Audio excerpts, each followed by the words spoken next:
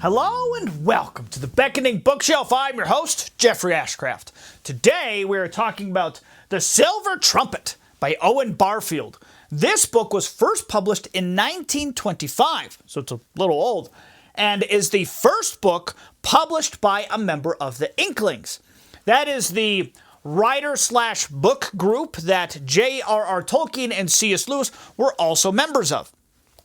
Of course, this would be Owen Barfield's first published work, and it is also one of his few fiction books, as Barfield would mostly focus on publishing non-fiction books that focused on philosophical topics and language concepts and stuff like that. This book would be republished 3 times. Once in the 1960s, once in the 1980s, and once in 2025 as part of the 100th anniversary of its first publication. So that's exciting. This is the 2025 version. And as part of this new version, there are some additions, including some new illustrations done by Freddy Jaramillo Cernas. I'm hoping I got that somewhat right. There it is. But great illustrations, by the way. And an added foreword by Owen Barfield's grandson, which that's kind of cool. Also, as part of the 2025 edition, they announced that they were going to be doing an ebook, so that this book would also be available via ebook. Well, as an ebook. But I can't find it. I have no idea where it is. I did find a free PDF version of this book that you can literally read online, like the whole story. But, word of caution there appears to be a pirated version of this book that has some textual inconsistencies and errors that is accessible online. So I don't know if that free PDF is legit or not, if it's pirated, if it has those inconsistencies. So if you're going to read this as an ebook, make sure you get the right one. Where that is, I have no idea. So, good luck. Tolkien and Lewis both also read this book, and they really enjoyed it. And we know that they read the book prior to their own publications of fictional books. Because we know that they read it back in, at least in 1936, because Lewis, who had already read the book, lent it to Tolkien to read to his kids. And in a letter that Lewis wrote to Barfield in 1936, he explained how Tolkien's children really loved the book.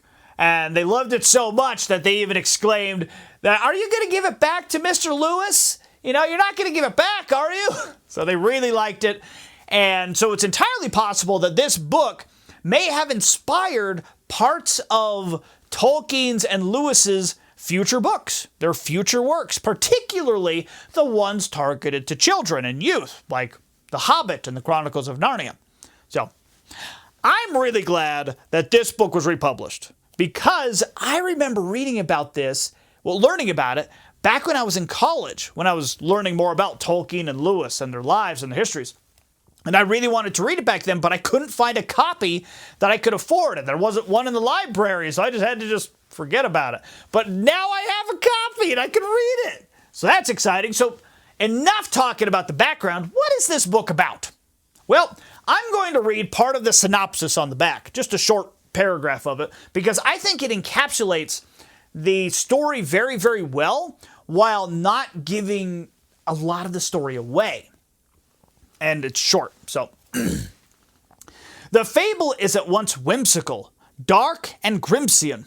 A Märchen, which is German for fairy tale, and high romance featuring twin princesses, lofty castles, questing princes, a dwarven jester, and giant mechanical toads, all with a final twist in the tale.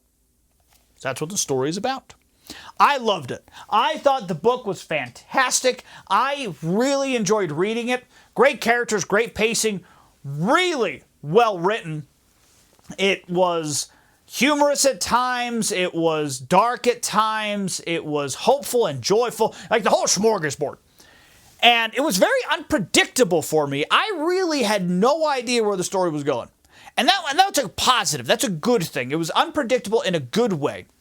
And while I was able to predict some of the like writing techniques and concepts that are tropes today, I mean, back then they weren't tropes, but today they are. So I was able to predict a few of those, but I wasn't able to predict exactly how they would be utilized, particularly like the Grimmsian aspects, like from the Brothers Grimm.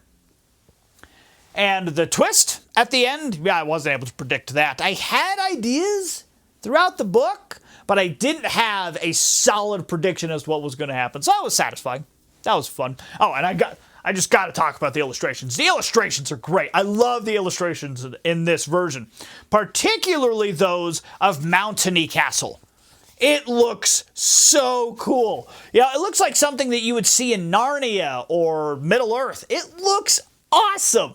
But speaking of, I think they totally missed the mark with the cover, because the cover is literally just a small portion of this awesome illustration. I mean, why isn't this the full cover? I mean, look how cool it would be.